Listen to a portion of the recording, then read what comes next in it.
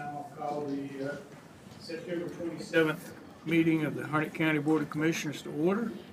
And I will ask Commissioner McCoy to lead us in the pledge and the invocation.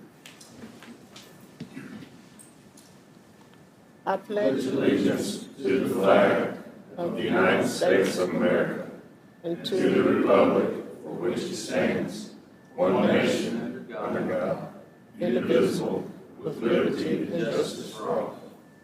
Let us bow our heads, please. Dear Lord, once again we have to give you thanks for another day. We give you thanks for all the blessings that you have bestowed upon us, our life, our health, and so many other benefits that we take advantage of. Lord, we ask that you come into this meeting and bless this meeting, bless the commissioners, and God, guide us and direct us in the right way and the right direction, and making the decisions that are right for our county as well as for our citizens. This is my prayer, Lord. Thank you. Amen. Thank you, Commissioner McCoy. Any changes? Seeing there's no changes to the agenda, we'll move right along to item 3. Mr. Mathews. Good morning, Commissioners. I come before you this morning to request that we change the 4-H program assistant from a county position to a NC-A&T State University full agent's position. And the reason I'm asking that is over the past 4 years, we've had 3 different people in the program assistant's job. They come in, get trained, and then they move on. They're one of the lowest pay rates in the county. And so I reached out to NCA&T to see if they would fund that position as a full agent's position with NCA&T, and they said that they would. So what that would mean for the county is the money is already there, so I don't have to ask for any more money for you guys. What I'm doing is bringing in money from A&T, which will make the 50-50 match on that position. And that position would be an additional 4-H position. And at the rate our county's growing, we have a hard time meeting all the needs of our 4-H program right now. So having an additional agent through A&T, they would be able to provide additional programming, and their target audience would be underserved citizens in the community. And I've already run this through Coley and Lisa, and the money is there. So I'm just asking that we take it out of the county and put it as an NCA&T position. This is a new position, right? It would be a new position for us, yes. What happens if A&T doesn't come up with the funding next year? Well, they've already committed. This would go through them. They have to approve. They were waiting for me to get permission to change it. They said they already have the funds there. So once they make that position and make the funds available, there would be an MOU signed, just like there is for all the other agents, saying that they commit to pay their half of the money from here forward. I'd like to see the MOU before we. I think making agreeing to do this and then getting the MOU, that's sort of backwards. Well, Mr. Chairman, if I may, this would be, we currently have an A&T employee. These, for all practical purposes, are North Carolina A&T employees. We just reimburse the state. So if they don't fund it, then there's no obligation to us. We wouldn't have to continue because they're their employees, they're under their retirement system, their health plan, their whole 9 yards, because we utilize their services through that MOU. we agree to reimburse the A&T half of their salary because they are working here. But I would advise you to review the MOU. Yeah. But Tim's also one of them. We have employees they're North Carolina Cooperative Extension employees, and then we have the A&T. Currently, I think Kitron Sanders has spoken Yes. before, so you're familiar with her. So basically, but that's what it is. We actually reimburse the state. And then that agreement is, I guess, in place, the one currently, until it's canceled. Yeah, we have a current MOU, and we would just be adding a name to that. And so if they don't put that on there, then you guys would not owe anything. Oh, okay, so it would be just an addition to the existing MOU. Right. Okay. Just an additional person. And we already have the money that we've been paying for the program assistant, so the money's already budgeted for that position. What I'm doing is just bringing additional funds to the county to get a more consistent employee in that position. A good question. The funds are already there. It is a little confusing, but it should be in good shape with that. I have one question. The funds are already there for this year. So that means that the funds will be, all years after this year will be there, right? The funds are there for this year, correct? But beyond this year? Are the funds gonna be there beyond this year? Well, it would, if we were to hire the program assistant back, we do ask for those funds each year in the, in the budget? in the budget process. Okay. But yeah, the A&T funds would continue to be there as long Okay. as we have that position. Okay. But for all practical purposes, we would remove the 4-H program assistant Yeah. position and replace it. So we're just swapping. Right. We're not adding another person. The position of the program assistant is vacant right now. Okay. They left and took another job. So it's vacant. So we got lap salary sitting right there Okay. now. So this whole process would have to go through A&T's HR department, and they said that as soon as they could probably get it posted would be January. So we're going to be 3 more months without the program assistant in that position, because I didn't want to hire somebody just for a short amount of time and then have it change. So that's where we are currently. Makes sense. So the bottom line is, it's not going to cost the county any more money than we're already spending on the assistant's position. Correct. And this agent's position would be more valuable to your program, in your opinion, as far Yes. as the services that could be provided through that. Correct.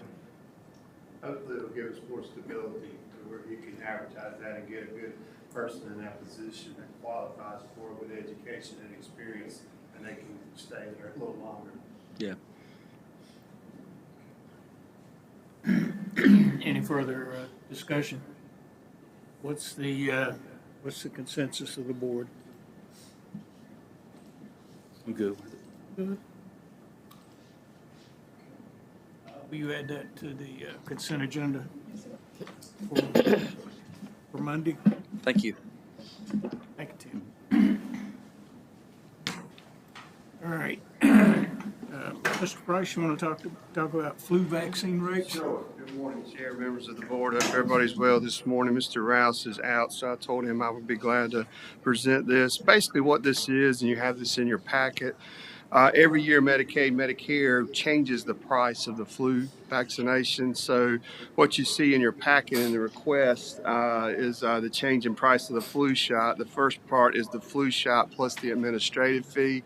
And the second part is the price increase coming from the vendor, which is at the bottom there. You see recommended price $80 from Havrex Hep A. So that's every year they do this. So he's just requesting permission to move forward with what they've got in front of you. Any questions? Any comments about these? These are increases, right? Yes, sir. Yes, sir. I didn't realize we still had the flu. Do I know? I didn't realize we still had the flu. Yeah. Little thing called COVID. It's gonna be worse this year than Get you ever. a booster in one arm, a That's shot in right. the other arm. That's right.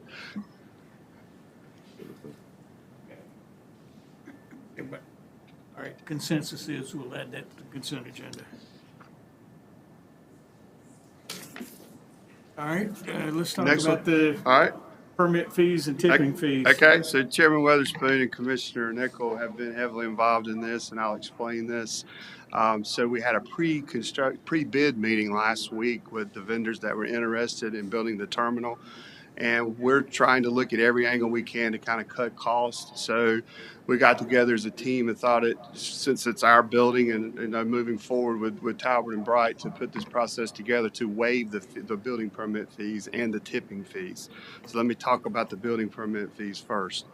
So the way the permit fees are calculated is based on the total cost of the project. So obviously we don't know that until the bids are open on October 12th. So what I'm asking for this morning, and we've already made this clear to the bidders as an alternate bid, that these fees will be waived. So they will not have to bid on that when they put the line items in for those particular ones. So I'm asking that once we know what the firm price is for the total construction, Development Services can calculate the fees and just waive that from the contractor who wins the bid, if that makes sense. Does this include HRW fees? Good question. Well, I don't think it We does. already have water there. Yeah. Since we already have service, there shouldn't be additional fees. They start moving meters around. Yeah, we do have to put in a pump station. Is that something that the board would like to do as well? Well, I mean, the pump station's a different, Yeah, that's the a different animal. tapping on But the if- new water. If there are fees for, Yeah, hookups we would and, want to waive those as well. I Yeah. don't think there's any reason Yeah. to and charge moving the themselves. meters, Yeah. I'd like to include those in All what right. we waive. All right, so let me finish with the tipping, then we'll go through the whole thing and make sure everybody's comfortable. If you have any questions, I'll be glad to answer. All right, the tipping fees. So obviously the solid waste is an enterprise fund, so it's very particular about what you do. You have the power to waive those fees, and since this building is our building of the county, it just makes sense to waive the fees as far as the demolition of the existing terminal. So that's basically what we're saying there. So basically, you got three things as far as what I'm hearing: waiving the building permit fees once you get the total price in, Sales. and then waiving the tap fees, water and sewer, and waiving the tipping fees in the solid waste department for the new terminal. Any comments or questions? Everyone in agreement with, okay, we'll add this to the consent agenda for Monday. Deal. Thank you very much. Thanks, sir. All right. So, Pell. Yes, good morning. So the Stop Arm Appeals Board, just for a refresher, obviously they hear appeals of the stop arm violations, and the board is currently made up of a Harnett County employee, Harnett County school employee, and a citizen, and then each one of those positions has an alternate for each one. So for the county, we have Larry Smith Jr., who's in charge of animal control. He is our main member for the Harnett County employee, and then Larry Smith Sr. is the alternate. Now, the issue with Larry Smith Sr. is that he is a very busy individual. Understand that. So there's no blame, but we've had to cancel 2 meetings now because both Larrys were unavailable. So Larry Sr. has agreed to, if the board is okay with it, Larry Sr. has agreed to resign and be replaced with another alternate. And I was going to make a recommendation for Carl Davis to be the new alternate. He's in a unique position where he's in the legal suite and he knows a lot more about bus patrol than I think many of our other employees. So he would be my recommendation if the board is okay with it. Any questions or comments? Has he agreed to this? He has. Well, I'm glad that you looked at this nepotism. Because there's too much of that in this county. So I'm in favor of it. Okay. But if everyone's agreeable, we will accept Mr. Smith Sr.'s resignation and appoint Carl Davis to fill the alternate role. Okay, we'll add that to the consent agenda also. Thank you. Thanks, sir. Okay. Dangerous Dog Committee bylaws. So, as you're all aware, we're going through the changes with the animal control ordinance. And part of that is having an appeals process for nuisance animals. And also, we're changing a little bit of the procedures with actual dangerous dog procedures. So, that has necessitated the need to update the Dangerous Dog Committee bylaws. And as I was going through it, I made a few other updates as well, just to make it more consistent with some of our other bylaws. So I'll just kind of generally go through that. The purpose, again, there's no real substantive change in that. But under members, I did add that members may be removed at any time with or without cause upon majority vote of the commissioners. Again, this is a board created by the Board of Commissioners. It's not required by statute, so thus any type of members are served at will. So I just wanted to make that clear to put that in there. Again, on section 3, vacancies, again, just reiterating, members serve at the pleasure of the commissioners and may be removed by majority vote. Quorum, I did add that committee members shall not be permitted to attend meetings via remote participation to establish a quorum. The reason being is they're hearing, it's basically like being in court. They're hearing a case, and so it's important for individuals to be present so you can see everyone's testifying. So it's just important that to establish that they have to be there in person. Attendance, I added that section. Committee members shall strive to attend all meetings. However, if they're unable to attend, they need to provide at least 24 hours notice prior to the start, unless they're unable to do so due to illness or emergency. So going on to Article 5 on page 3, the responsibilities of the committee. These are the updates to be compliant with the ordinance changes that we're going to make. So under A, there's no longer, well, again, presuming that the ordinance changes will go through, we're getting rid of that first level, the appointed review committee, and just the general services director makes the initial determination, and then it goes to the committee. So just updating that the general services director deems it potentially dangerous to dangerous. B, this adds in the committee shall hear and decide appeals of determination of the general services director to euthanize a potentially dangerous dog or dangerous dog for violations of the ordinance. Again, another appeals level that if they're already deemed dangerous or potentially dangerous, they violate the conditions, they get a notice of to euthanize, they can appeal that up through the Dangerous Dog Committee. So I added that in there. Under C, the committee shall hear and decide appeals of the determinations of the General Services Director that an animal is a public nuisance. Again, as I mentioned in the ordinance, we're going to add an appeals process for that.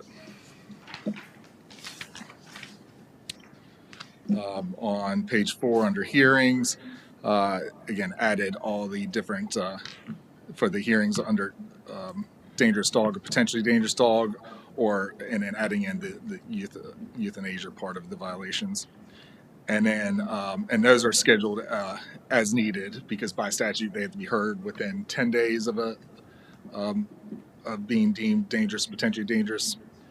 And then the next section on the hearing shall be scheduled on a monthly basis as needed to hear de novo appeals of an animal if it's a public nuisance. So that will just be, if we get multiple in 1 month, we'll just schedule it for 1 day in the month instead of doing it as needed, like the dangerous dog situation. And again, the rest of it on page 4 and 5, just updating again some of the terms. And then on page 6, under procedures, just updating some of that. So under J, we have for those appeals of determination that dog is dangerous or potentially dangerous, and then adding K and L for the euthanasia, and then for public nuisance. So again, just updating it to be compliant, presuming that the ordinance changes will be included. So any questions regarding the changes to these bylaws?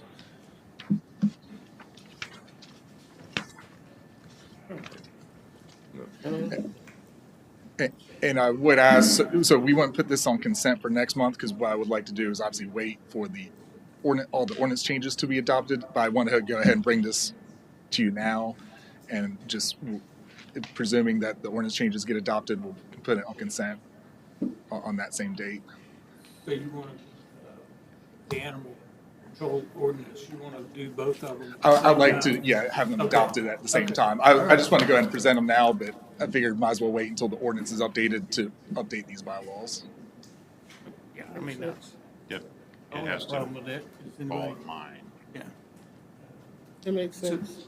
So we don't need to table this. No, we would just put it on a proposed agenda. Right, Okay. we'll schedule it. We'll schedule it on the date that we're going to approve the ordinance. Because I say I don't want, Agenda item. I don't want to set a date in case there's some additional changes needed to the ordinance, but presumably it'll be mid-October. Do we have to have a public hearing on this? We don't. Okay. Okay. Thank you. Okay. All right, thank you. All right, county manager's report. Thank you, Chairman. Good morning, Board. First of all, I want to thank you for allowing me the opportunity to attend the International City County Managers Conference last week. Time away to accomplish that. I also want to thank staff, especially Coley and Chris, for handling a number of issues that occurred while I was gone. Everything seems to be in pretty good order after coming back, and now it's for me to get back on the tasks that we have, and so we'll be working on those. We do have a storm that is brewing to the south of us. Want to let you know that I've been in communication with Larry Smith Sr. related to our preparations for that. They're going well. We're looking to potentially set up a skeleton crew for the EOC as the storm gets closer and we have a better idea of when it will hit. I will update you as I receive the updates so that you can be informed as to what looks like the storm. Right now, it appears at this point that a little bit of wind and a rain soaker for us, so we'll be prepared for that.